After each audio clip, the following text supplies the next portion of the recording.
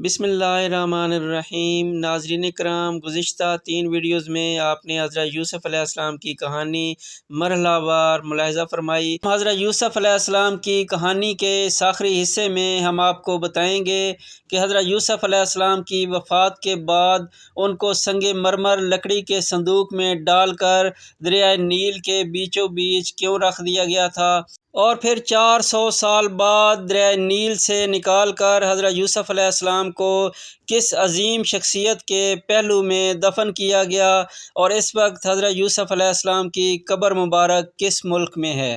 اللہ تعالیٰ کے حکم کے تحت حضرت یوسف علیہ السلام نے یہاں ایک چال چلی، ان تمام بھائیوں کی بوریاں اناج سے بھر دیں اور اپنے بھائی بنیامین کے سامان میں پیالہ پیمانہ شاہی رکھوا دیا۔ پھر ایک پکارنے والے نے پکارا، تم تو چور ہو۔ وہ سارے بھائی متوجہ ہو گئے اور ان سے کہنے لگے، تم کیا گم کر بیٹھے ہو؟ وہ بولے، ہمارا ایک شاہی پیالہ گم ہو گیا ہے، جو اسے ڈھونڈ کر لائے گا اسے ایک اونٹ کا بوجھ ملے گا۔ سارے بھائی بولے، اللہ کی قسم ہم تو چور نہیں ہیں۔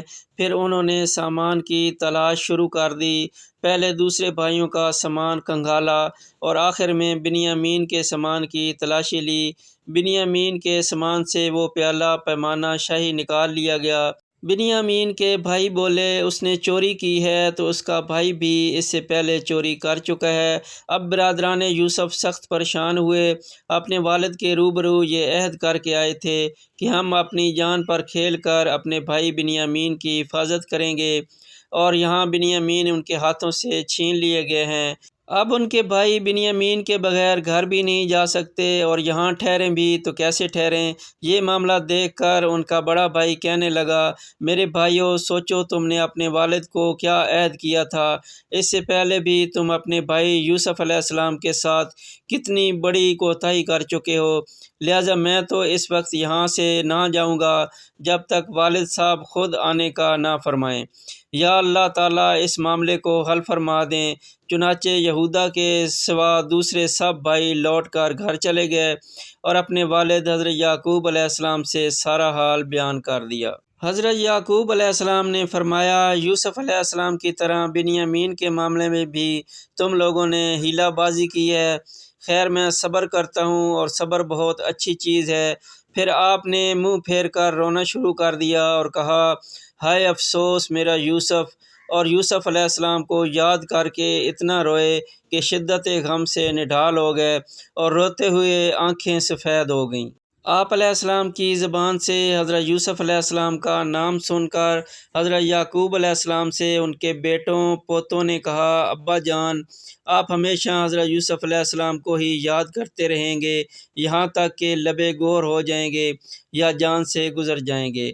اپنے بیٹوں پوتوں کی بات سن کر آپ علیہ السلام نے فرمایا، میں اپنے غم اور پریشانی کی فریاد اللہ تعالیٰ سے ہی کرتا ہوں، اور میں جو کچھ جانتا ہوں وہ تم لوگوں کو معلوم نہیں۔ پھر فرمایا، میرے بیٹو، تم لوگ جاؤ، یوسف علیہ السلام اور اس کے بھائی بنیامین کو تلاش کرو۔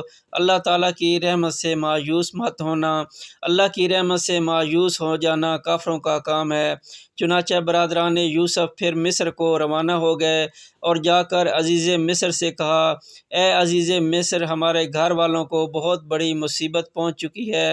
اپنے بھائیوں کی زبان سے گھر کی داستان سن کر حضرت یوسف علیہ السلام پر رقت طاری ہو گیا، اور آپ علیہ السلام نے اپنے بھائیوں سے پوچھا، تم لوگوں کو یاد ہے تم لوگوں نے حضرت یوسف علیہ السلام اور اس کے بھائی بنیامین کے ساتھ کیا سلوک کیا؟ یہ سن کر بھائیوں نے حیران ہو کر پوچھا کہ آپ سچ سچ بتائیں کہ آپ یوسف علیہ السلام ہی ہیں۔ آپ علیہ السلام نے فرمایا، ہاں، میں ہی یوسف ہوں، اور بنیامین میرا بھائی ہے۔ اللہ تعالیٰ نے ہم پر بڑا فضل اور احسان کیا ہے۔ یہ سن کر بھائیوں نے نہایت شرمندگی کے ساتھ کہنا شروع کیا کہ بے شک ہم لوگ واقعی ہی بڑے خطا کار ہیں، اور اللہ تعالیٰ نے آپ کو ہم پر بڑی فضیلت بخشی ہے۔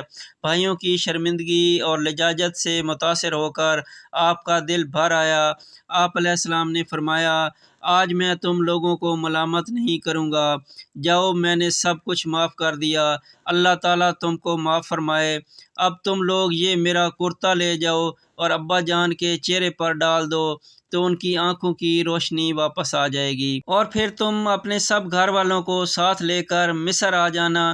بڑا بھائی کہنے لگا، یہ کرتا میں لے کر جاؤں گا، کیونکہ میں ہی آپ کا کرتا بکری کے خون میں رنگ کر اپنے والد کے پاس لے کر گیا تھا، اور انہیں یہ کہہ کر غمگین کر دیا تھا کہ حضرت یوسف علیہ السلام کو بھیڑیا کھا گیا ہے، تو میں نے ہی انہیں غمگین کیا تھا، اور آج حضرت یوسف علیہ السلام کی زندگی کی خوشخبری بھی میں ہی سناؤں گا۔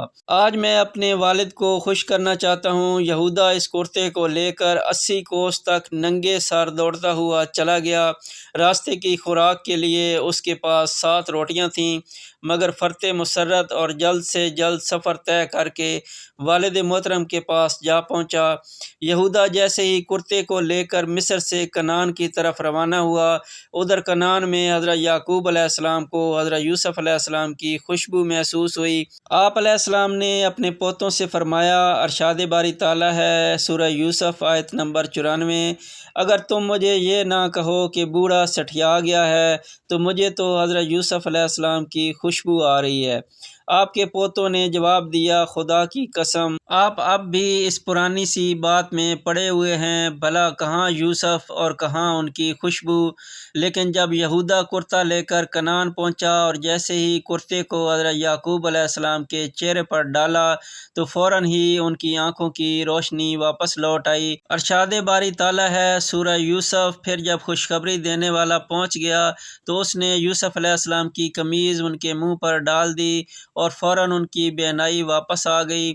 انہوں نے اپنے بیٹوں سے کہا، کیا میں نے تم سے نہیں کہا تھا کہ اللہ تعالیٰ کے بارے میں جتنا میں جانتا ہوں تم نہیں جانتے؟ پھر حضرت یعقوب علیہ السلام نے تہجد کے وقت اپنے سب بیٹوں کے لیے دعائے مغفرت فرمائی، اور یہ دعا قبول ہو گئی، چنانچہ آپ پر وحی اتری کہ آپ کے سب بیٹوں کی خطائیں بخش دی گئی ہیں۔ حضرت یوسف علیہ السلام کی وفات کے وقت آپ کی عمر مبارک 100 برس تھی۔ حضرت یوسف علیہ السلام کی وفات کے بعد ان کو سنگ مرمر لکڑی کے صندوق میں ڈال کر حصول برکت کے لیے بیچوں بیچ دریائے نیل میں رکھ دیا گیا تھا۔ پھر 400 برس بعد حضرت موسیٰ علیہ السلام نے حضرت یوسف علیہ السلام کو دریائے نیل سے نکال کر حضرت یعقوب علیہ السلام کے پہلو مبارک ملک شام میں دفن کر دیا گیا تھا۔ حضرت یعقوب علیہ السلام، حضرت اسحاق علیہ السلام اور حضرت یوسف علیہ السلام کی قبر مبارک بھی ملک شام میں ہے۔